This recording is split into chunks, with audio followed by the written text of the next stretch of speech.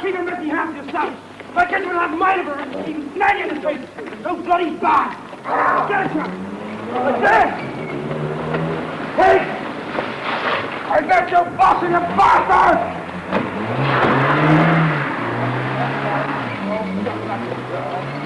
Let's go, what, McGrath? Is it?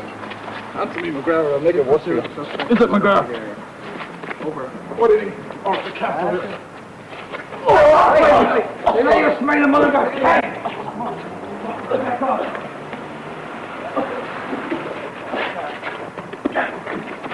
Back off.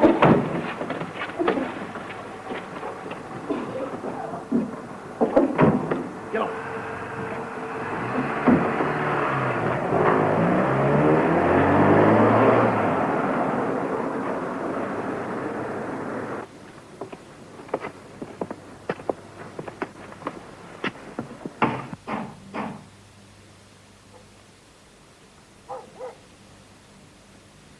I hate this. How do you get used to it? I don't know.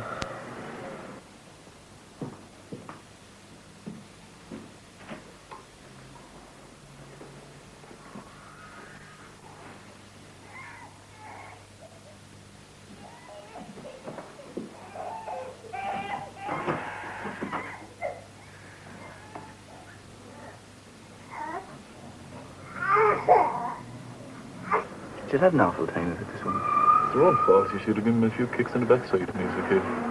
You think so?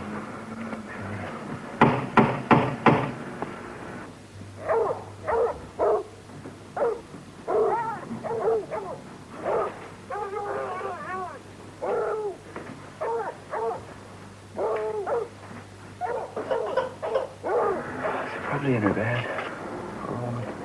Oh, woman.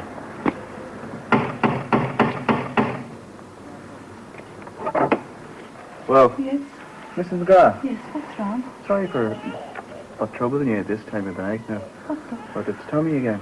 Oh, what did he do now? He was involved in a bit of a scuffle down the town. He broke a window. Is he all right? Yeah, he's fine. He's not hurt or anything, but we had to take him down to the station, and we'll be keeping him there tonight. Now, he's going to be charged in the morning. Oh, no, not again. So if you could come down to the courthouse at about 10:30. You're sure he's all right? Yeah, he's fine. He's fine. He's grand. I just thought we'd come along and tell you so that you wouldn't be too worried about him not coming home tonight. Okay. Right. Right. Good night. Good night, man.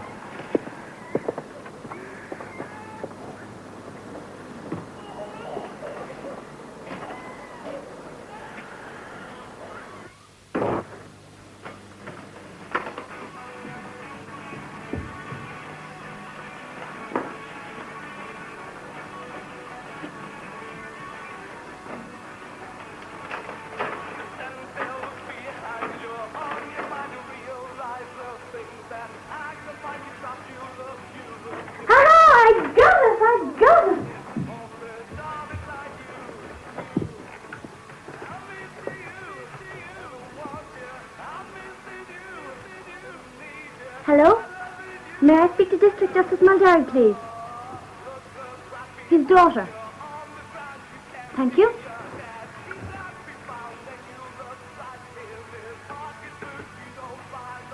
Dad? Dad, I got it.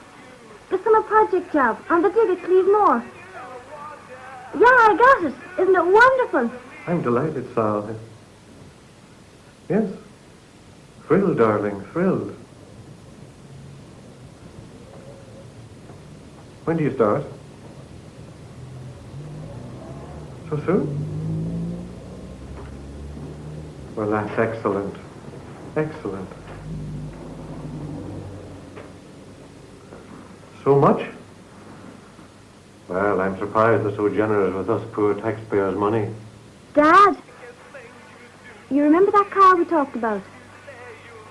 Yeah, well, can I have it now? Well, it's 6 miles every morning, Dad. And I have it picked out and everything. Well, I don't know, Sal. Oh, we'll have to see. Well, of course I'm happy for you, darling, of course. But this car, Is it roadworthy?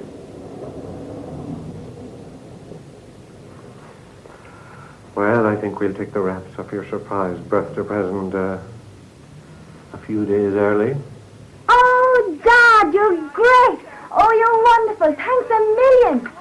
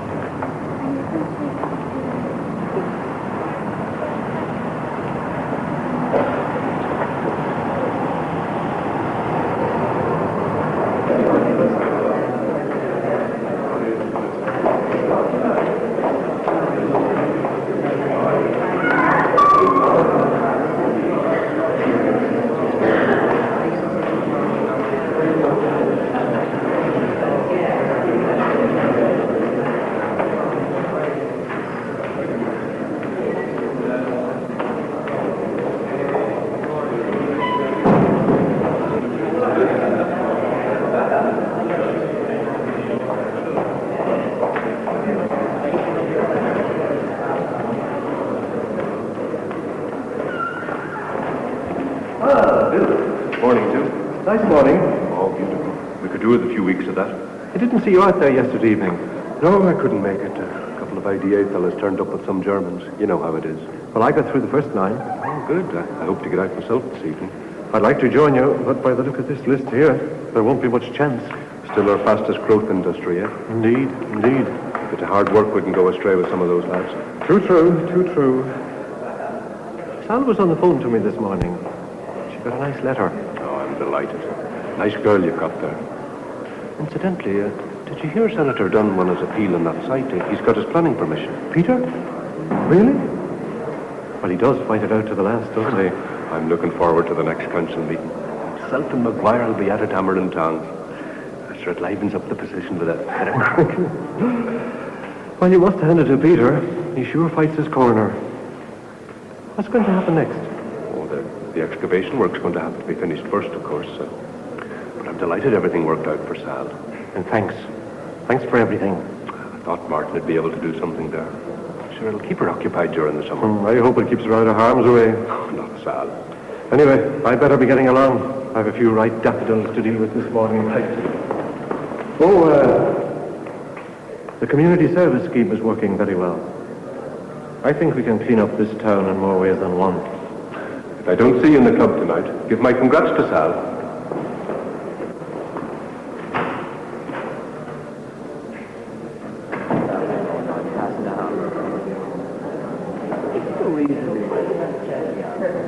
Reasonably well, I think,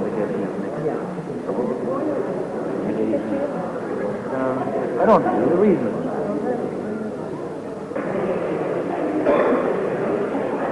All right.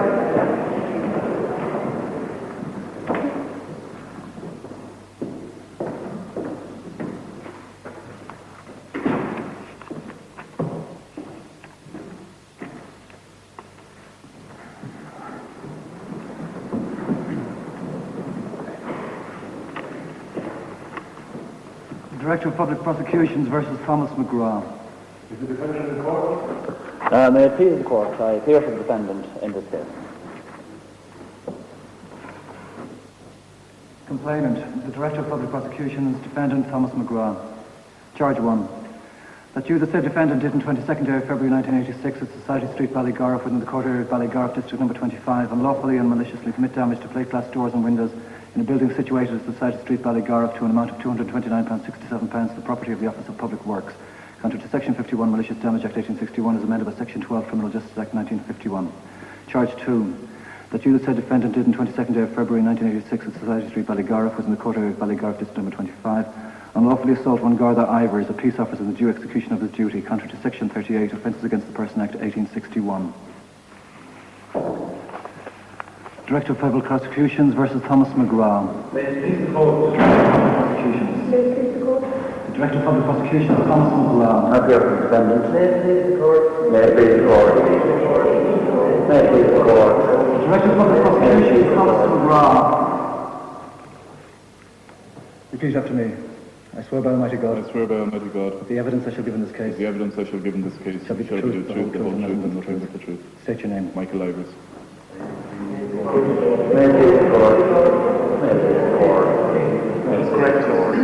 Then when we attempted to arrest the defendant, he attacked me viciously by striking me directly in the groin. Oh, my God! Take it easy! You smell him on your peg!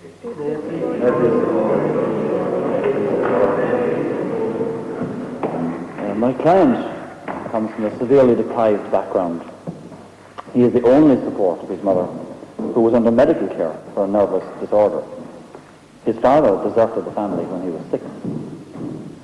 He has 5 older brothers who are in England for a number of years and who provide little or no support for the family. Now, I have here a letter concerning my client's character from a very distinguished and respected member. I'll have no mercy letters. I'm sick and tired sitting here week in, week out, listening to the outpourings of misguided people. This young fellow is nothing more than a blackguard and a vandal who needs a good cooling. Would the defendant arise?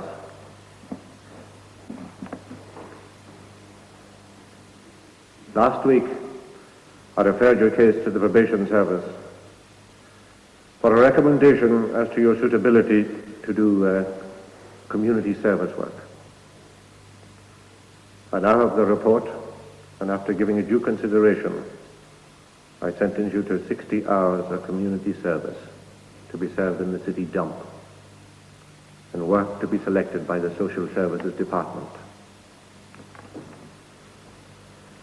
You will report to the probation officer once a week.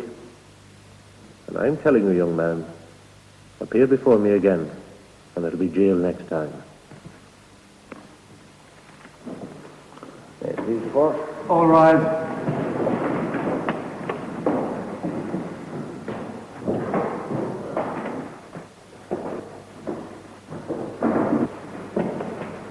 I've been looking through your file, Tommy, and I see you were in trouble as a juvenile in 1981.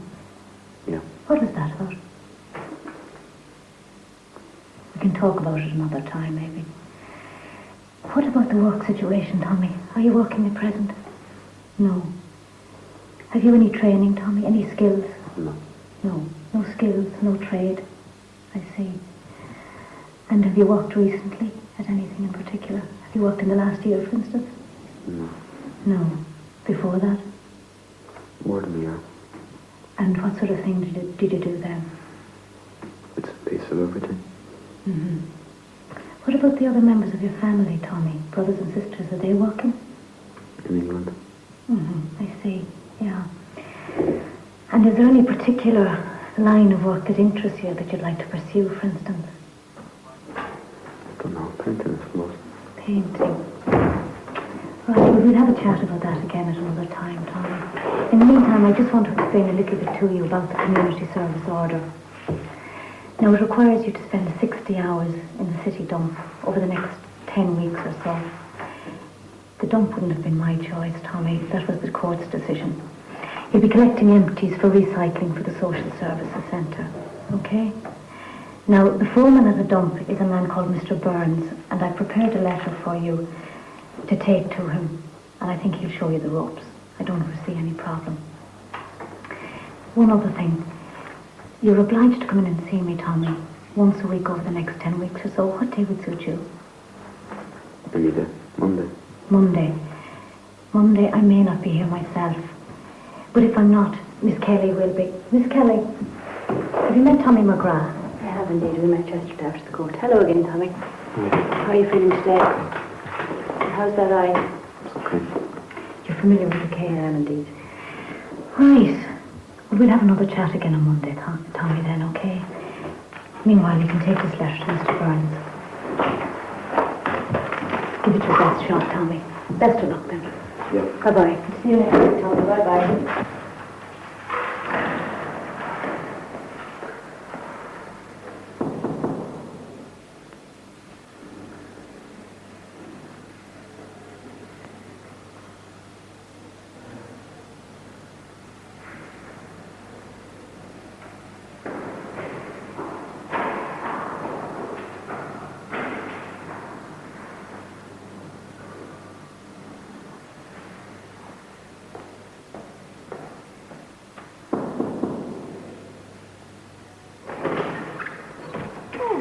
Daddy, I'm sorry. I was on the phone. Your father will be down in a minute. Come in and wait for that.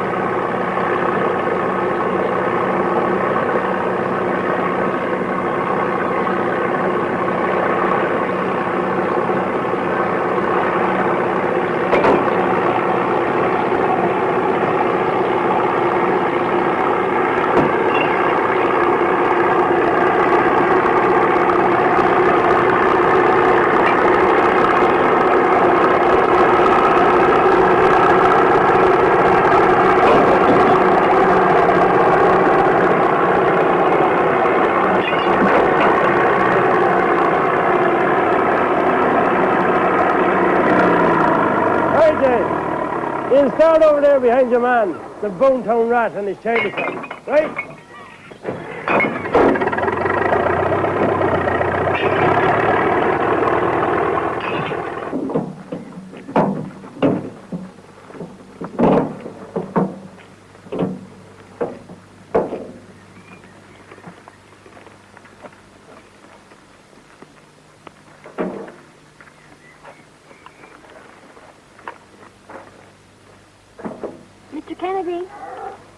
Mr. Kennedy. Yes, Alice. I think I found something. Okay, let's have a look. Okay.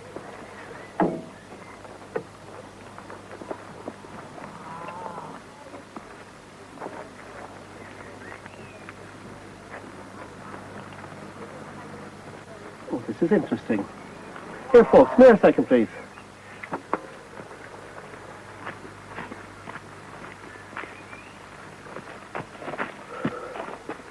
Do you know what this is? It's a piece of bone comb, part of the section holding the teeth plates together. See the tiny saw marks? That's an example now of the kind of detail that we must be on the alert for. How old did you say it is? I think we need to take a better look at the decoration before we could determine that, Sally. Wow. Here.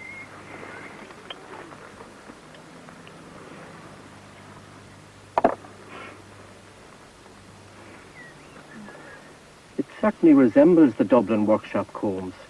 Type 2 possibly, and they date from around the 10th century.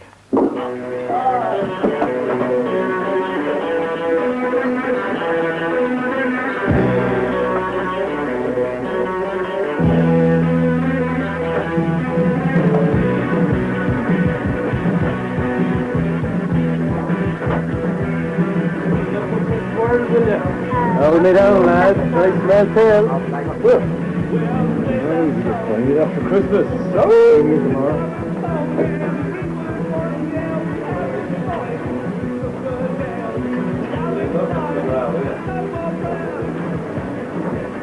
Oh, yeah.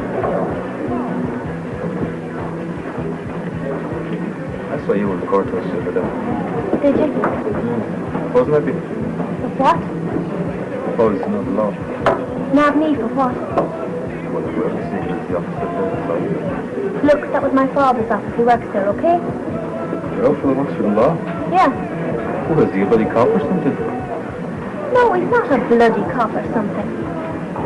He's a district justice or something. Anyway, it's none of your damn business. Nobody got me for nothing, if that's what's bothering you. Well, Derek is your outfit. The who? Hey, come here. You. What did you call him? Come here. 422, please. What did you call him? Nothing. Sure.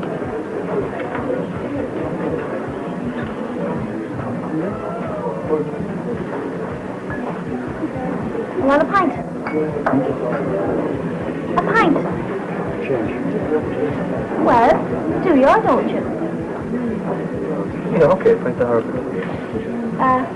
Pint of half for Basil here. Hang on, I'll be back in a minute.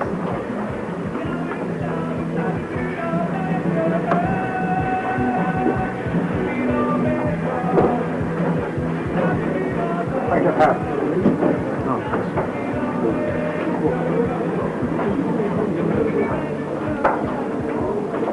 Back in a minute. One for you. Yep.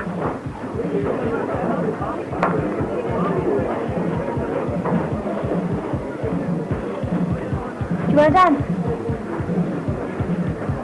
No, not really.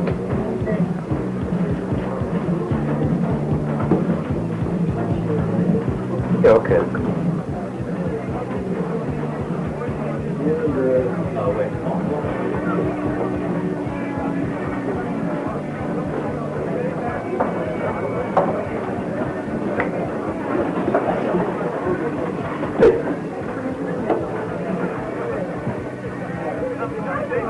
You working? Yeah. For the summer just. I'm a student. Archaeology. Still at school? Yeah. Jesus, I hated this place. Are you working? Yeah, sort of. Where? In the dump. Where? In the bloody dump. Doing what? Recycling bottles and pins and that sort of crap. Do you do? Well, in a way, I work in a dump too. Dump that's over 1,000 years old. Chicago? No, Where? Cleveland. Yeah, I'm sure. Yeah, I'm sure. What do you do? Recycle shit for the farmers or something? No, I dig for artifacts. Things that can tell us about the past. The past? Do you want to know about the past?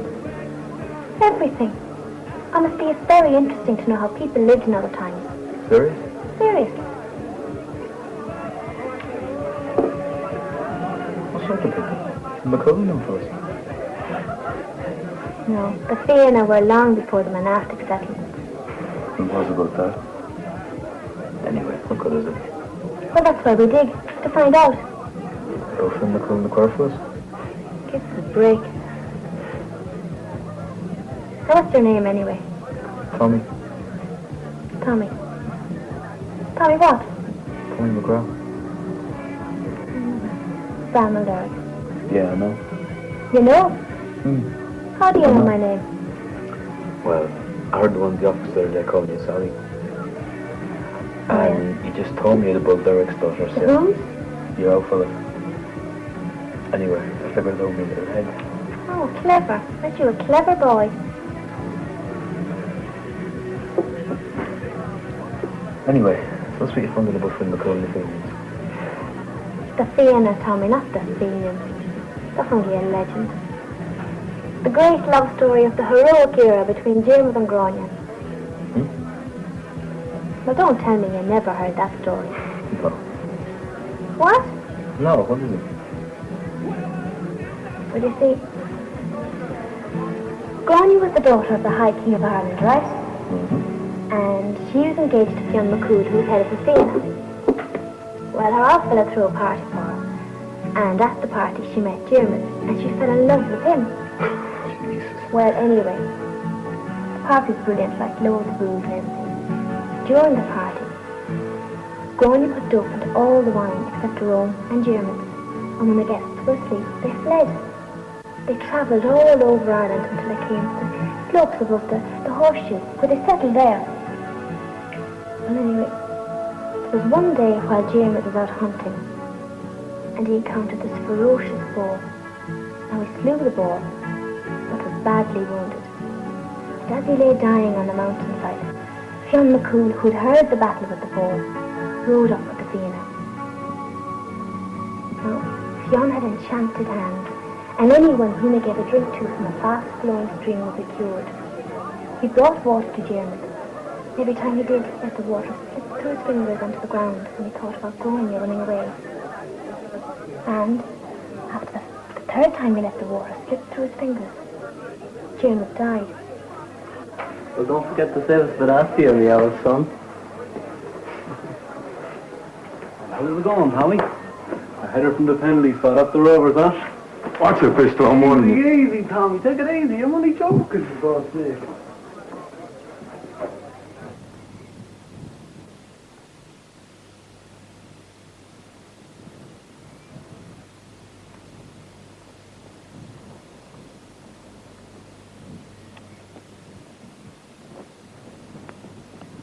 Any fags, Tommy?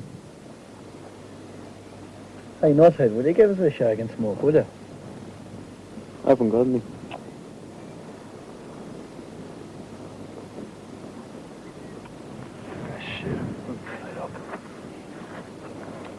Hey, Pistol, how many did we get anyway? 3, 5, 7 and a small.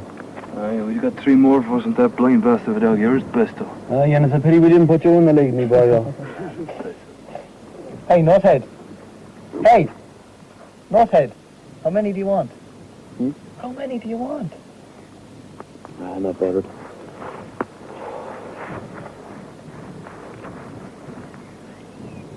Did you ever know when your friend was killed over there by a wild boar?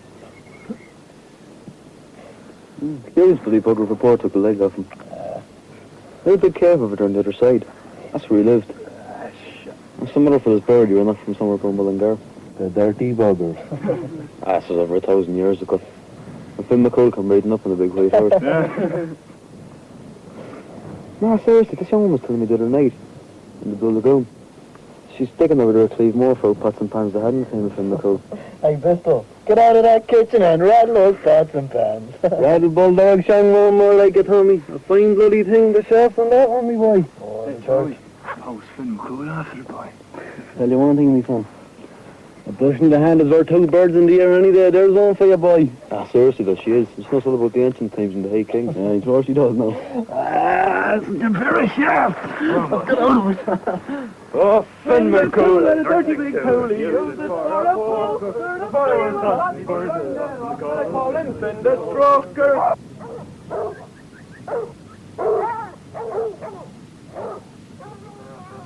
This early monastic settlement is of inestimable importance to us for a deeper understanding of that period of Irish life. The idea of building a garage on it for whoever it's supposed to benefit is bad enough. But to contemplate developing it as a public amenity centre is tantamount to an act of vandalism, nothing more or less. There is at the very least another 100 days' work to be done here. And this notice which we received this morning gives us 10. Now, I think this pressure is unreasonable and shows a complete disregard for the value of this unique site. I fear what we are seeing here is a clear example of mindless commerce at work. First of all, in the courts, despite the best efforts of decent people to prevent this development, and now with this latest ultimatum. If this is the type of conduct we can expect to see initiated by a public representative, then what hope is there for a bill protecting our public monuments passing through the Senate, not to mention the Dáil? I think that the proper course of action at this time would be for a number of you people to get together and form another deputation and go and see Senator Dunn again. All we're looking for now is more time to finish the dig and tabulate the data. He must grant us that much at least, unless, of course, he and his company are bent on total destruction.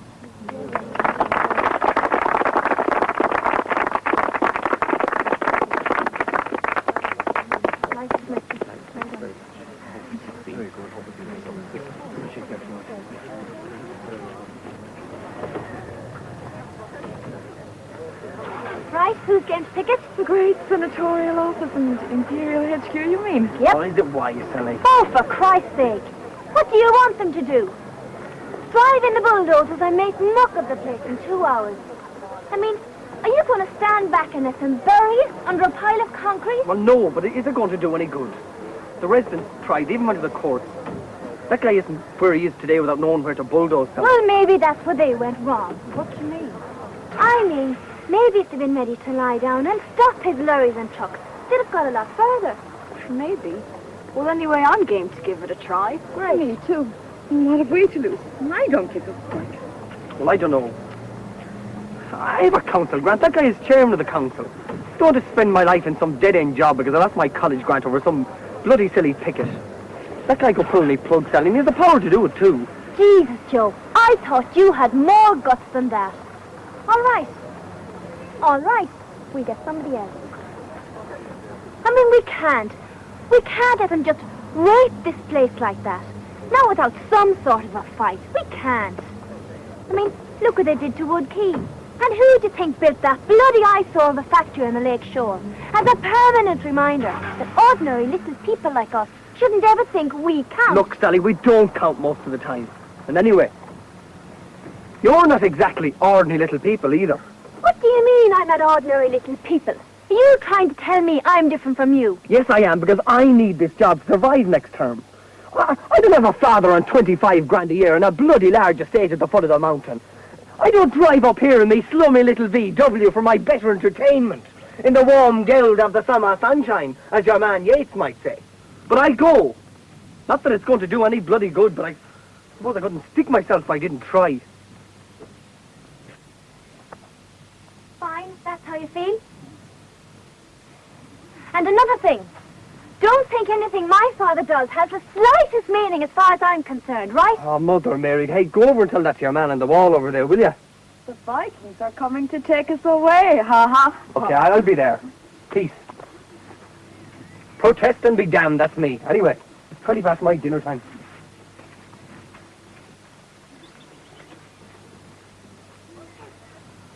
Hi there. Hiya. Taking a look at what we're doing here. Yeah, digging holes in the ground. We're doing more than digging holes in the ground. What do you do? Well, this is a very important site, you know. Mm. Yeah. I found a tiny piece of comb the other day. I reckon it could be easily 1,000 years old, imagine.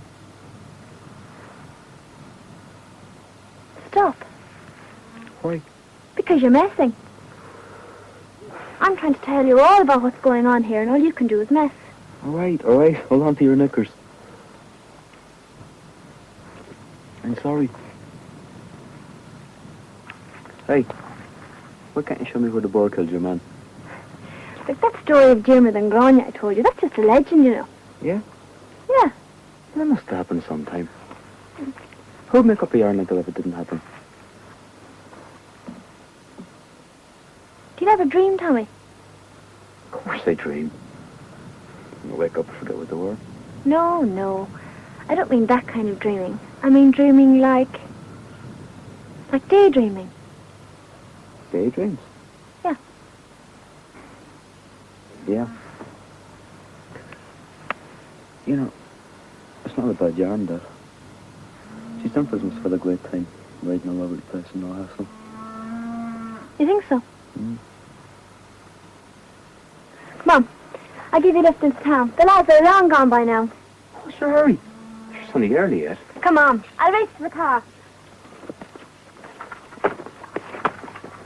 Yes, that's all very well, but you do realise that I've stretched the point just about as far as I can. I mean, I'm under severe pressure too, you know. I have to get you people off the site as soon as possible. Now, you do appreciate I've extended the deadline on 3 previous occasions. We have a court order and all the necessary legal backing for our case, and in all fairness, we have done our best. In fact, I'd go so far as to say we've bent over backwards to facilitate you people. And it's not as if we're going to develop the entire monastic site for housing. We're only using a part of it. Oh, come, Miss Jones. That part just happens to be the most significant part in the entire site. In any case, you don't build a modern concrete utility on what's well recognized to be one of the gems of our heritage, whatever the considerations are legal backing. And certainly not on top of a site that used up the spoil of 5 centuries. Look, I'm sorry. But this company has made its decision. I have 5 other directors to deal with. It's entirely out of my hands. This company is a commitment to local development. Of course. And employment. Well, that's important, too. I mean, nobody knows better than I how important that is. But my God, there's surely somewhere else. I mean, not on a sacred place like this. And at least not until we've had time to lift the remains and catalogue them properly and file them away. We want guns out! Guns out! We want guns out! Guns out! want gun out, gun out. We want gun out, gun out. We want gun out, gun out. We want gun out, gun out. Every day the project is delayed is costing us money. Now, I don't have to tell you how expensive that kind of money is. Look, the best possible advice I have from my people is that all adequate safeguards and allowances have been made to take account of any future contingencies. Believe me, I have the best interests of the people I represent. Interests, Senator Dunn. And that's your final word. Yes, I'm afraid that's my final word on the matter. But we have to be out of the site by the 15th. Senator Dunn, we're not here to question your legal rights. We know them. It's your moral right to build on this sacred ground. The 40 days the court gives us is simply not enough time. We need at least 100 days. You've been served with the proper legal notices, and we've laid out clearly what we desire in them. Well, I think it's a bloody disgrace. We want gun out, out. We want gun out, out. We want gun out, out. Well done, well done when young Dunn was done. Hey, miss, can I carry your tennis bat? Can I carry yourself, miss? Ah, Jesus, do you say you want? You make a great singer. You're the chest of a lyric, the legs of a spar. No, and that's final. Look, I've made it crystal clear I intend to abide by the decision of the courts in this matter. And 40 deputations won't make one bit of difference. The answer will still be no. Sorry. Good day, ladies and gentlemen.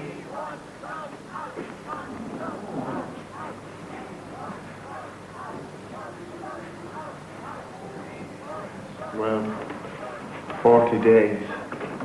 Hi, Dad. Oh, I'm beat. Indeed. Late. Walking in the streets, no doubt. Hmm? Have you decided to abandon all sense of decency and discretion with your little tryst with the proletariat? Are you talking about our picket this afternoon? I'm talking about the disgraceful rabble that presented itself outside Senator Dunn's office today, among whom was my only daughter. Kitted out with picket and slogan, no better than the rest of the mob she chose to associate with, in flagrant disregard of the law. Peter Dunn rang me. Look, Dad.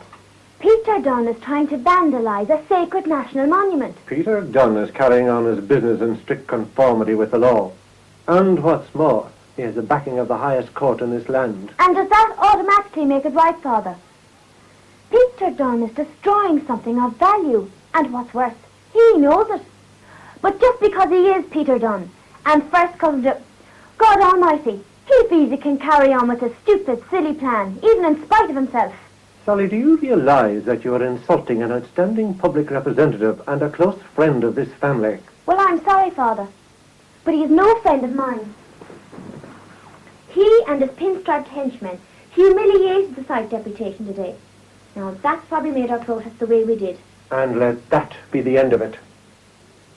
I'm not going to have you grow up to be like some latter-day wild-haired revolutionary.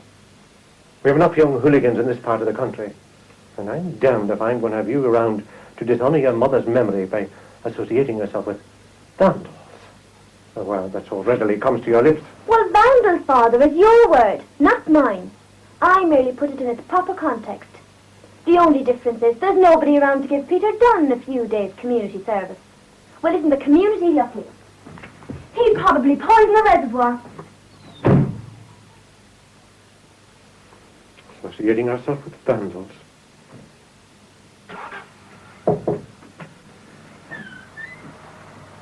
Are you ready for tea, Mr. Mulderrick?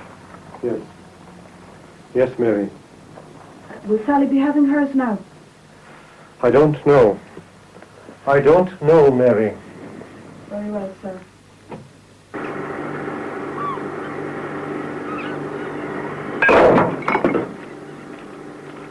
Listen, young fella, get a move on. You're here to do a decent day's work, and I'm here to see you do it, right? Now move it. Before the rain runs there for your trousers. Move it. All right.